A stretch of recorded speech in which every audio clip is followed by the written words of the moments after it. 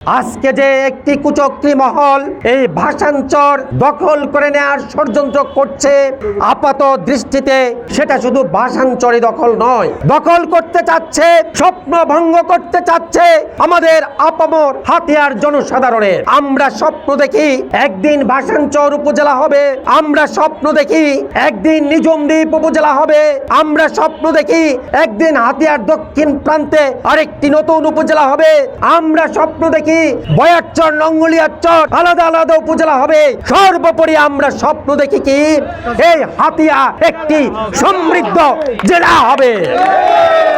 ভাষাঞ্চর দখল করে নেওয়ার মধ্য দিয়ে ওই কুচক্রী মহল আমাদের হাতিয়াবাসীর সেই স্বর্ণালী স্বপ্নকে নস্যাৎ করে দিতে চায়। হঠাৎ করে অন্তর্বর্তীকালীন সরকারের একজন উপদেষ্টা সন্দ্বীপের সেই হিংস্র নখর চিল পাখি হয়ে আমাদের ভাষাঞ্চরকে ছো মেরে নিয়ে যাওয়ার ষড়যন্ত্র করছে। কিন্তু দুর্ভাগ্যের বিষয়, হীনমন্য হিংস্র জঘন্য ফয়জুল কবির সাহেব যোগাযোগ ব্যবস্থার মন্ত্রণালয়ের দায়িত্ব পেয়ে শুরুতেই ওই সামান্য সন্দ্বীপের আঞ্চলিক সম্প্রীতি, আঞ্চলিক সেই পক্ষপাতিত্ব তিনি বলতে পারছেন না। তার কোনো যিনি এই সামান্য সংকীর্ণতার ঊর্ধ্বে উঠতে পারেন না, তার উপদেষ্টা হিসাবে থাকার কোনো অধিকার নেই। আমরা মনে করেছিলাম যে এই সরকার বাংলাদেশের জন্য ভালো কিছু করবে এবং সরকারের উপদেষ্টা যারা আছে তারা এই বাংলাদেশকে সামনের দিকে এগিয়ে নিয়ে যাবে।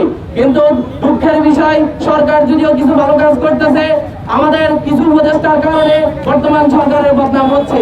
আমরা খুবই দুঃখ পেয়েছি এই জন্য যে এই সরকারের, গণতান্ত্রিক সরকারের একজন উপদেষ্টা আমাদের এই হাতিয়ার মাটি নিয়ে ছিনিমিনি খেলছে। সে মাটি খেকো, সে হাতিয়ার জমি দখল নিতে চাই। কিন্তু আমরা স্পষ্ট ভাষায় বলে দিতে চাই, আপনি হাতিয়ার এই জমি থেকে হাত বাড়াবেন না। যদি বাড়ান, আমরা হাতিয়ার 10 লক্ষ মানুষ এই হাতিয়ার ছেড়ে ঢাকায় রওনা দিব। এক সময় দেখবেন এই সরকার চলতে পারবে না, আমরা পুরো ঢাকা অচল করে দিব।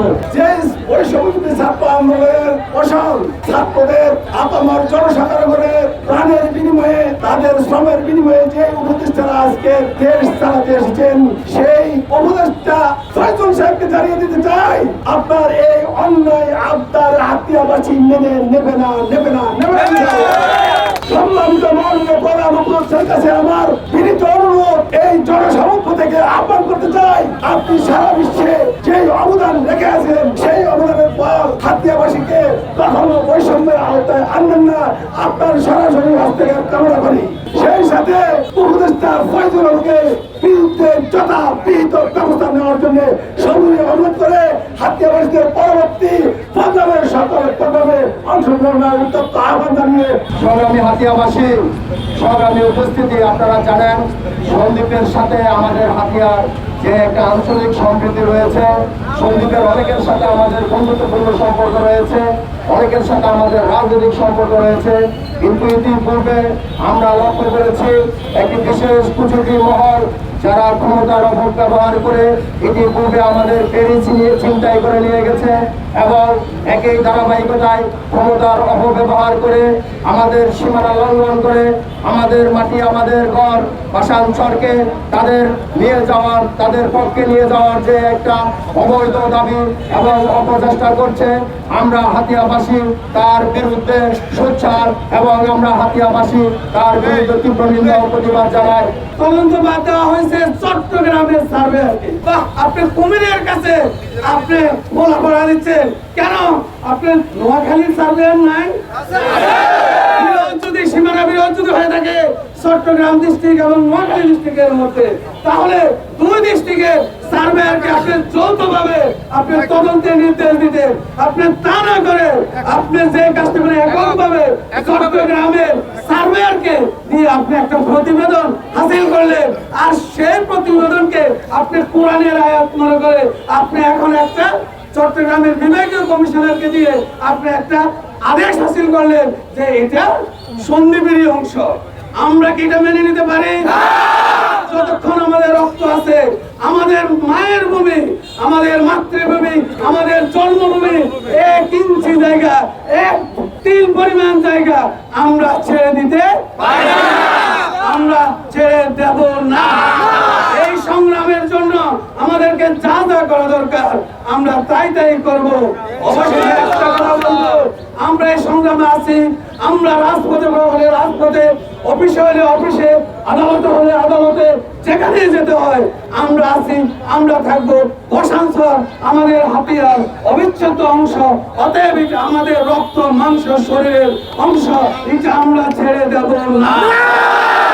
তৎকালীন উপজেলা নির্বাহী অফিসার হাতিয়ার 2015 সালের 12 ডিসেম্বরের পত্রের প্রেক্ষিতে 12 জানুয়ারি 2016 সালে তৎকালীন জেলা প্রশাসক নোয়াখালী হাতিয়া উপজেলাধীন যে নতুন জেগে ওঠা চর, যেটা স্থানীয়ভাবে ঠেঙ্গার চর নামে পরিচিত, বর্তমানে যেটা বাসান চর হিসেবে পরিচিত, সেটার দিয়ারা জরিপ সম্পাদনের জন্য মহাপরিচালক ভূমি রেকর্ড ও জরিপ অধিদপ্তরে পত্র প্রেরণ করেন। তৎপ্রেক্ষিতে ভূমি রেকর্ড ও জরিপ অধিদপ্তর 2021 সালে 6টি মৌজা করে নোয়াখালী জেলার হাতিয়া উপজেলার অধীন 6টি মৌজায় বাসানচরে জরিপ গেজেট প্রকাশ করেন এবং এই প্রেক্ষিতেই ভূমি জরিপ অধিদপ্তরের রেকর্ড অনুযায়ী বাসানচর নোয়াখালী জেলার হাতিয়া উপজেলার অধীনে করা হয়েছে। পাশাপাশি হাতিয়া উপজেলার নলছিরা রেঞ্জ এবং জাহাজমারা রেঞ্জ, সেখানে ব্যাপক বনায়ন বিভিন্ন বছরে ব্যাপক বনায়ন করেছেন বলে আমাদেরকে প্রতিবেদন দিয়েছেন এবং বন বিভাগের বাসানচরে স্থানীয় টেঙ্গারচরে বন বিভাগের প্রায় 10,000 একর বনভূমি সংরক্ষিত বনাঞ্চল হিসেবে সরকার কর্তৃক গেজেট প্রকাশিত হয়েছে। এবং আপনারা জানেন বাসানচর থানা নামে একটি থানা প্রতিষ্ঠিত হয়েছে, যেটি নোয়াখালী জেলা পুলিশের অধিভুক্ত এবং হাতিয়ার সামগ্রিক প্রশাসনিক বাসানচরের সামগ্রিক প্রশাসনিক কার্যক্রম হাতিয়া উপজেলা থেকেই নিয়ন্ত্রিত হচ্ছে এবং এটা সামগ্রিক ডকুমেন্টগুলো পর্যালোচনা করে এটা হাতিয়া উপজেলার একটি অংশ হিসেবেই পরিচিত এবং এটা হাতিয়া উপজেলার এবং প্রশাসনিকভাবে হাতিয়া উপজেলার অধীন একটি চর বাসানচর।